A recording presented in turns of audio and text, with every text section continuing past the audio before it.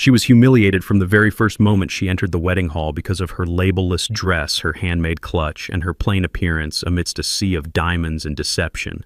Looks like a 70s flight attendant, someone sneered loud enough for all to hear. Is this a wedding or a countryside charity gala? Another voice chimed in, triggering a wave of cold, sharp laughter. And then, when a full glass of champagne was deliberately tossed on her silk dress, someone whispered, "Now she really does look like a maid sneaking out from the kitchen," until her billionaire husband walked in. A hush had fallen over Cassandra Wren the instant she crossed the gilded threshold of the Valet d'Or Hotel's Grand Salon. She felt it in the way eyes darted toward her and then away as though her presence were some colossal faux pas. The chandelier overhead cast brilliant shards of light on the swirl of couture gowns, each with a recognizable label. Women moved through the hall, their silhouettes shimmering with crystals and hand-beaded lace from the world's most exclusive designers. As for Cassandra, her pale ivory silk dress was unadorned except for its careful drape cut with understated elegance that no one present appreciated.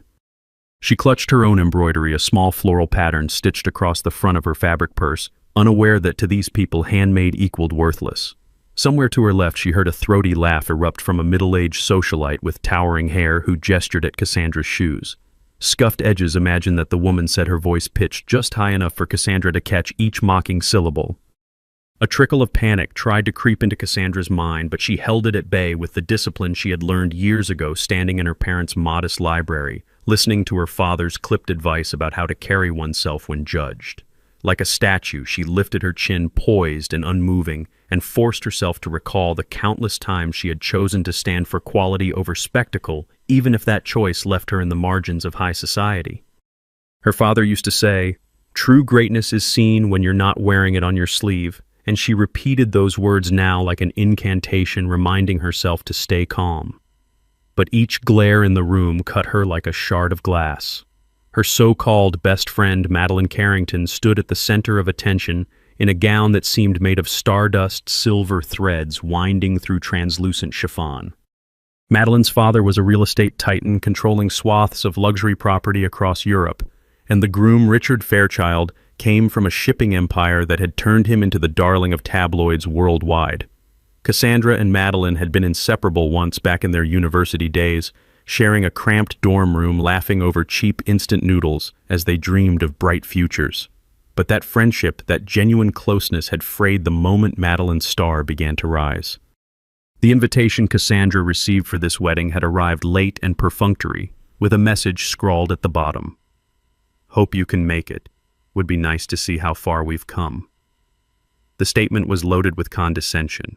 But Cassandra, ever the optimist, had hoped to see a glimpse of the old Madeline, the one who once cried on her shoulder over heartbreak and parted her last handful of coins to share a meal. Instead, she found a stranger in shimmering couture, a woman who had found a new identity in the glare of paparazzi and brand sponsorships. That was made painfully clear when Madeline approached, her lips painted in a perfect matte rose eyes, flicking up and down Cassandra's figure. "Oh wow, you actually came," she said, weaving condescension into each syllable. "I wasn't sure the invite reached you. Either way, very bold to choose that dress. You look like a 1970s flight attendant." A coterie of fans, socialites, stylists, and social media icons giggled in unison. Cassandra's heart clenched, but her face remained smooth, betraying none of the sting she felt. She recalled an incident from her childhood. Her mother, wearing secondhand clothes at a local function, had been openly sneered at by neighbors who assumed wealth signified virtue. The memory hardened Cassandra's resolve. She would not quiver under their cruelty. Instead, she let her silence stand as a mirror. If they saw only a target in that reflection, it was a testament to their own insecurities. Nonetheless, the mockery escalated. A lean, impeccably dressed fashion editor from an influential magazine examined Cassandra's handmade clutch with an exaggerated crinkle of her nose. Hand-embroidered, "Is this a new trend or an undercover charity campaign?" The editor's voice dripped with carefully cultivated cynicism. A small crowd formed around them, drawn by the scent of blood in the water. Another socialite, sloshing champagne in her fluted glass, declared loudly, "She must have confused the venue for some countryside church wedding. That's so elementary school teacher trying to dress up." The laughter this time was fuller, bolder. Cassandra closed her eyes for a split second, listening to the swell of scorn, and reminded herself she was neither powerless nor naive. She had a life richer in genuine experiences than any brand label could provide. Yet the final blow came with a brutal efficiency that betrayed a carefully orchestrated plan. Sophie Legrand, the designer who had once tried to partner with Cassandra on an artisanal clothing line only to be caught plagiarizing Cassandra's sketches, stepped forward with a glass of champagne. Sophie was tall with angles and edges that mirrored the sharp architecture of her haute couture. She wore a triumphant smirk, recalling the time Cassandra refused to join her name to Sophie's brand. Without warning, Sophie stumbled forward, accidentally flinging her champagne onto Cassandra's chest and torso. The cold liquid instantly soaked the thin silk, making it cling to Cassandra's skin. The entire movement was executed with theatrical flair, as if Sophie were performing in a play. Gasping in mock horror, Sophie pressed her hand to her lips and said loud enough for every onlooker, "Oh dear, I thought that was a tablecloth." An eruption of laughter followed, bright camera flashes capturing the exact instant the champagne drenched Cassandra's dress. The crowd parted to better witness the spectacle, some lifting phones to snap clandestine pictures while the official wedding photographers whirred away, never missing a scandal. Cassandra felt the wet fabric tighten against her body, the humiliating chill of the champagne trickling down her thighs as the cruel comments rained even harder. "She really does look like a kitchen maid who got lost, or maybe a cater waiter who tried to crash the event." The words battered her one after another. At that point, a famous film director known for her edgy realism in cinema sashayed over and playfully slapped Cassandra's cheek with a condescending grin. "Smile," she urged in a voice that reeked of self-satisfaction. "We need a dose of grit among all this glitter. You should be thankful, dear, the photos will be iconic." Cassandra's cheeks burned from the sting of the playful slap, her mind brimming with outrage. But she reined in the impulse to retaliate. Anger would only amuse them further. Instead, she looked past the director, focusing on a gilded sconce on the distant wall, letting the bright reflection of candlelight anchor her.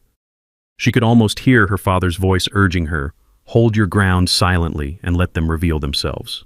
The group's laughter began to wane as they realized Cassandra remained unflustered. Still, the champagne dripped from the hem of her dress, forming a small puddle at her feet. Madeline stood at the heart of this twisted spectacle, her hand entwined with her new husband's. She wore the triumphant smirk of someone who believed herself above all reproach, relishing every second of this humiliating show. Richard, tall and broad-shouldered, managed a half-hearted laugh, apparently uncomfortable but unwilling to intervene. A hush began to form in the periphery of the hall. The reason for that hush came in the flickering of overhead lights, the abrupt shift of music as the live orchestra was replaced by a recorded Chopin nocturne. Heads turned toward the main entrance, and the wave of mocking laughter dispersed into tense confusion. Cassandra felt the hairs on her neck prickle. She recognized that hush. It was the same hush that overcame rooms when true power walked in. A ripple of awareness spread through the crowd as the massive double doors of the ballroom swung open, revealing the silhouette of a man whose presence immediately sucked the oxygen out of the space. He wore a tailored black suit that accentuated broad shoulders and a lean frame, his stride smooth and unhurried. Dark hair brushed away from a pronounced brow and eyes that carried the weight of 1,000 secrets. The swirl of hush deepened as guests realized who had arrived: Alexander Graves, the reclusive CEO of Graves Capital, known for controlling the financial backbones of entire industries. Cassandra felt her heart skip, not from fear, but from a fierce swell of private relief. No one else in this room had known she was married. No one could have fathomed that the plain woman they mocked had a bond with the man quietly financing half the ventures in attendance. He was a legend in elite circles, rumored to possess the ability to topple fortunes with a single phone call. And he walked forward, gaze fixated on one person and one person only: Cassandra. The hush clung to every corner of the hall, stunned into immobility by the sudden presence of raw influence. Alexander approached Cassandra with measured steps, each one echoing on the marble floor. In the distance, the wedding decor, cascades of white orchids, towering champagne fountains, gold filigree plastered on every pillar, seemed to fade into insignificance as the crowd parted for him. His eyes swept once over Cassandra's soaked dress and the wet hairline where stray droplets of champagne had splattered. He said nothing at first, merely slid off his own jacket, a midnight black garment of impeccable tailoring, and draped it over her shoulders as if to shield her from the cruelty of the moment. Cassandra clutched the lapels with trembling hands, not from weakness, but from the wave of profound gratitude that washed over her. Sophie Legrand stood just steps away, wide-eyed and pale, her carefully crafted arrogance wavering. Silence swallowed every breath. Even Madeline's cronies, ever ready with sharp tongues, watched with parted lips. Alexander turned to face the room. His voice, when it came, was velvet over steel, no louder than necessary, yet reaching every ear. "Madeline Carrington," he began, words rolling out with ominous calm. "Your father's company, Carrington Holdings, owes Graves Capital precisely 147 million euros. Is that correct?" Madeline swallowed, her carefully painted mouth twitching. The entire assembly of guests seemed to shrink back as if a thunderclap had struck. Before she could muster a response, Alexander continued, "I decided to cancel the restructuring contract this morning." A small gasp flickered through the crowd, rippling outward. Madeline's face drained of color, and the hand entwined in Richard's slipped free. She looked as though she might faint, grappling to steady herself against the champagne table.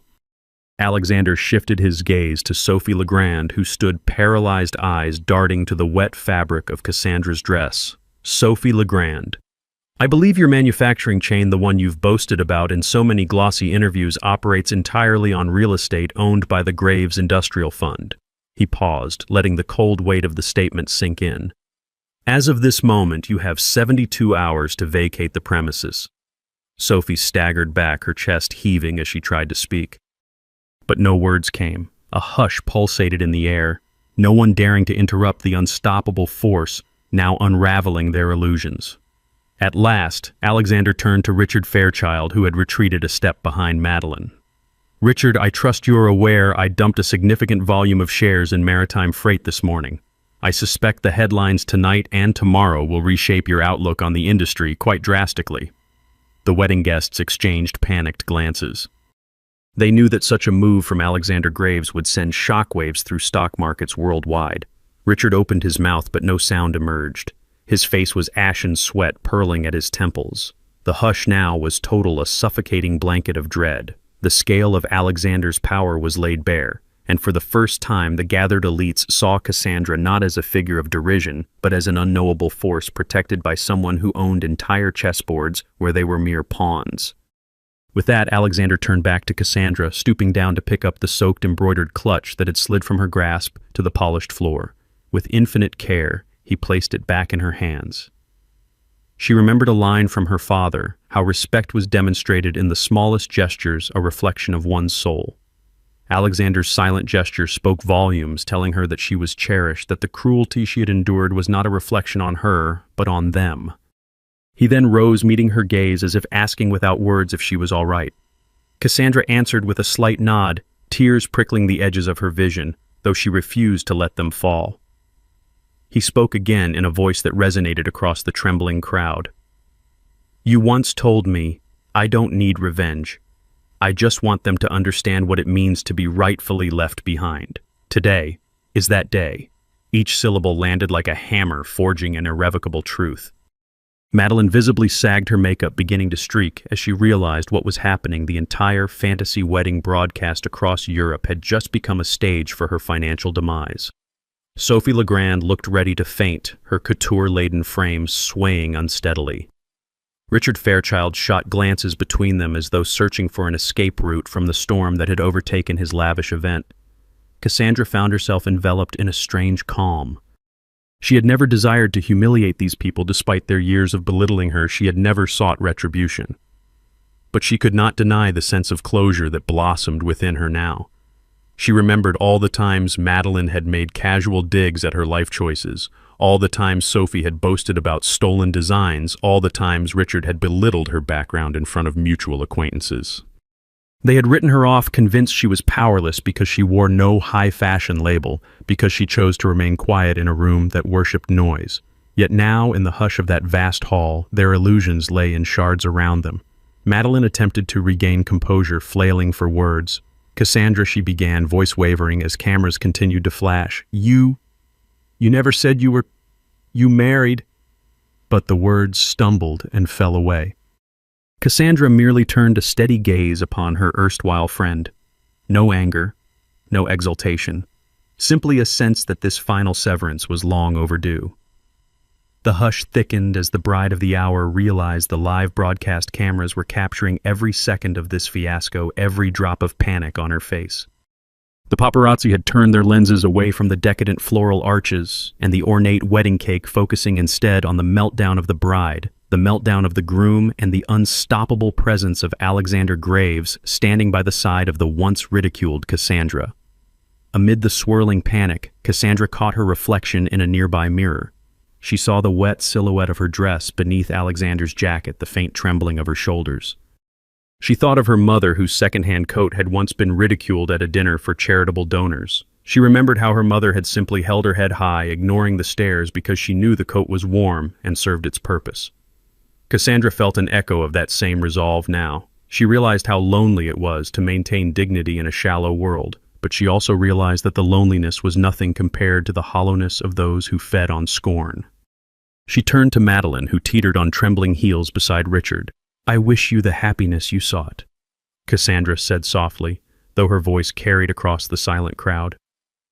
Madeline cringed at the simple courtesy as though it were a further condemnation of her own cruelty.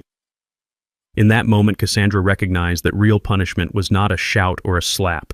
It was the realization for those who do wrong that they had lost something precious they never knew they had. The hush deepened, everyone craning to catch Cassandra's next words, as if expecting an explosion of anger. Instead, Cassandra lifted her chin, her voice as gentle as it had ever been. "Goodbye." Alexander stepped forward, offering her his arm. She slid her hand through the crook of his elbow, leaning into the warmth and solidity of his presence. He guided her through the throng, each step like a heartbeat in the sudden vacuum of sound. The guests pressed back, too stunned to move or speak, their champagne glasses and diamond accessories rendered useless in the face of a power dynamic that had flipped in seconds. At the threshold, Cassandra paused, turning back one last time. She met Madeline's wide-eyed stare, the bride's expression now a kaleidoscope of regret, terror, and longing. It was as though Madeline realized only in this catastrophic moment that she had lost a true friend in pursuit of superficial adoration. No tears pricked Cassandra's eyes. Now she felt only a calm acceptance. These were people who deserved to be left behind, not out of cruelty, but because they had defined their entire existence by stepping on those they deemed lesser. And so, with that final glance, Cassandra let them go. She lowered her head in a small nod of farewell, acknowledging that once they had laughed together, dreamed together, eaten those instant noodles in a cramped dorm room with honest hope. But that was a memory that time and vanity had warped beyond recognition. Let them keep their illusions of grandeur, she thought. Let them come to terms with the real cost of arrogance. As they stepped out of the door, the hush followed them like an echo, ensuring that no one dared breathe until Cassandra and Alexander were gone from the hall. In the corridor, staffers stood frozen, having undoubtedly caught wind of the commotion. Alexander's personal security discreetly hovered in the shadows, making sure the path was clear. Cassandra lifted the edge of his jacket from her shoulders, half apologizing for the champagne that dampened the fine fabric. He answered her with only a small, understanding smile, as though such trivialities were the least of his concerns. Together they strode through the marble-floored lobby of the Valet d'Or Hotel, past the grand windows that overlooked manicured gardens gleaming under spotlights. Yet Cassandra's gaze remained inward, processing the final severing of ties that had once bound her to Madeline Carrington and that entire world of high society hypocrisy. A hush still clung to them as they reached the grand entrance, stepping out into the crisp night air where a black sedan idled at the curb. Alexander opened the door for Cassandra, guiding her in with a gentle hand on her elbow. The hush broke only when the door softly clicked shut, the engine purring to life. Cassandra exhaled, leaning back against the leather seat, the events of the evening swirling in her mind. She felt Alexander's gaze on her, a quiet question in his eyes. "I'm fine," she whispered. And she was truly. The weight of countless small humiliations, of biting her tongue through dinners and parties, of living simply in a world that demanded ostentation, it felt as if it had lifted from her shoulders. There was a sadness, yes, for all that had been lost in the name of vanity. But there was also liberation, a sense that in leaving these people behind, she had rediscovered the truth of her own worth. The sedan slipped through winding roads lit by the moon, each turn carrying Cassandra further from the opulent nightmare she had endured. In her mind, she recalled a half-forgotten memory of her father scolding her when she was 10 for crying over a classmate mocking her worn shoes. "Hold your tears, Cassandra," he had said in a voice that was not unkind, because you must never allow ignorance to define who you are. That principle had guided her tonight, fortifying her silence against the storm of cruelty. She realized now, with a slight smile, that her father's lessons, her mother's quiet acceptance of second-hand clothes, had shaped her into someone who did not need to speak vengeance. The hush of her dignity was vengeance enough. Back at the wedding, chaos undoubtedly reigned. The broadcast cameras, the paparazzi, the guests from old nobility supermodels and con filmmakers, they would be busy capturing every angle of the scandal. Madeline's father might be frantically calling his lawyers, Sophie's staff might already be scrambling to figure out how to relocate entire factories, and Richard would be bracing for the fallout of Alexander's financial maneuvers. The sweet irony was that none of them had prepared for the possibility that their fortunes could be undone in an instant. They had believed that wealth and connections made them untouchable. But as Cassandra's husband had just demonstrated, there was always a bigger fish. Perhaps, she mused, some of them would learn humility in the ruins of this wedding fiasco. Perhaps not. Either way, she would not have to witness it. She had made her choice to leave them behind. When Cassandra and Alexander reached their suite in a quiet wing of a different hotel that overlooked the Seine, she slipped out of her wet dress, letting the soaked silk pool around her ankles. She shivered slightly in the evening chill, feeling the memory of champagne on her skin. But Alexander was there with a warm bath drawn, a silent offering of comfort. Even as she soaked, she thought of how her old friend's life had devolved into a spectacle of illusions masked by diamonds and false laughter. She recognized that the sadness she felt was for the Madeline who once giggled with her in the university corridor, not for the bride who flung barbed words at her in that room full of strangers. Cassandra wondered if that fleeting sincerity would ever surface again in Madeline's life. But she also acknowledged that the question no longer belonged to her. Morning came with soft golden light streaming through the tall windows. Cassandra rose, still feeling a faint echo of the night's tension in her muscles. She found Alexander sipping coffee, scanning news articles on his tablet. He glanced up, offered her a gentle smile. She did not need to ask to know that the wedding fiasco was front-page news. He patted the seat beside him, a quiet invitation for her to read the coverage if she wished. She perched next to him, scanning the headlines that shouted dramatic phrases: Fairchild wedding in turmoil, Carrington Holdings under fire, designer Sophie Legrand facing eviction. She saw paparazzi photos of Madeline's twisted face, Richard's shocked expression, Sophie's outraged posture. And there in the center, a shot of Cassandra drenched in champagne with Alexander's jacket over her shoulders. The tabloids speculated wildly. Who is the mysterious woman who toppled the wedding of the year? Another article called it an explosive cameo by reclusive mogul Alexander Graves, whose unknown wife appears to be the unstoppable new figure in high society. Cassandra gave a soft laugh at the absurdity. Unstoppable, she repeated, glancing at Alexander. I like the sound of that. He reached for her hand, his grip steady. Over the next days, messages trickled in from acquaintances who had either witnessed the ordeal in person or saw it plastered on social media. Some apologized for being complicit in the mockery, claiming they had never realized who she really was. Others pleaded for forgiveness, hoping to salvage their business ties to Graves' capital. Cassandra responded to none of them. She had no need to exact further punishment. Let them discover humility on their own. She carried on with her life, traveling with Alexander to small towns in the French countryside, exploring markets and savoring local pastries. In these tranquil spaces, she found solace in the warmth of genuine human interactions, so different from the brittle diamond-studded realm she had just left. Now and then she would remember the painful laughter in that wedding hall, the sting of champagne trickling down her spine, and feel a pang. But each time she would recall the moment Alexander walked in and coated her in respect as tangibly as he did with his jacket. It reminded her that she had chosen her path for a reason: authenticity over spectacle, sincerity over shining illusions. Weeks later, while strolling through a rose garden near Avignon, Cassandra paused to watch the sun reflect off a small pond at the garden's center. She thought back to that final moment in the wedding hall, how she'd gazed at Madeline with neither anger nor pity, only in understanding that sometimes people must be left behind for their own good. She considered how her mother had once said, "An outfit doesn't define you, nor does the size of your pocketbook. What defines you is how you choose to walk among those who would demean you."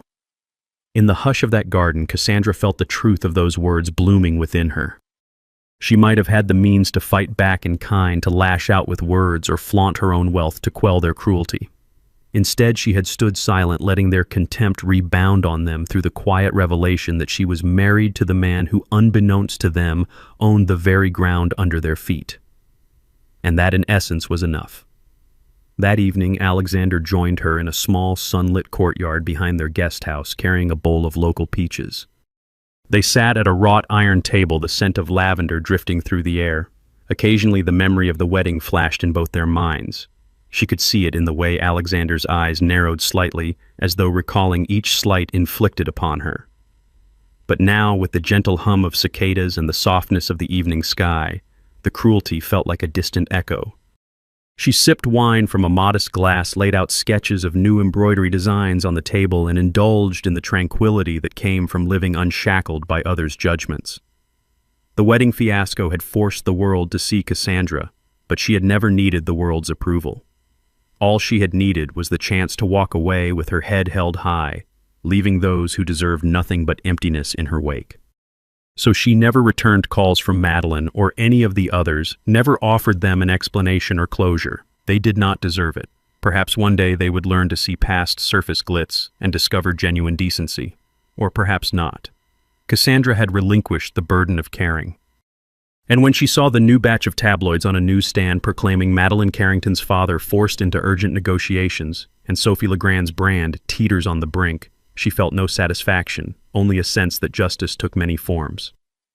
Her father's final words on the matter, spoken years before he passed, echoed in her heart.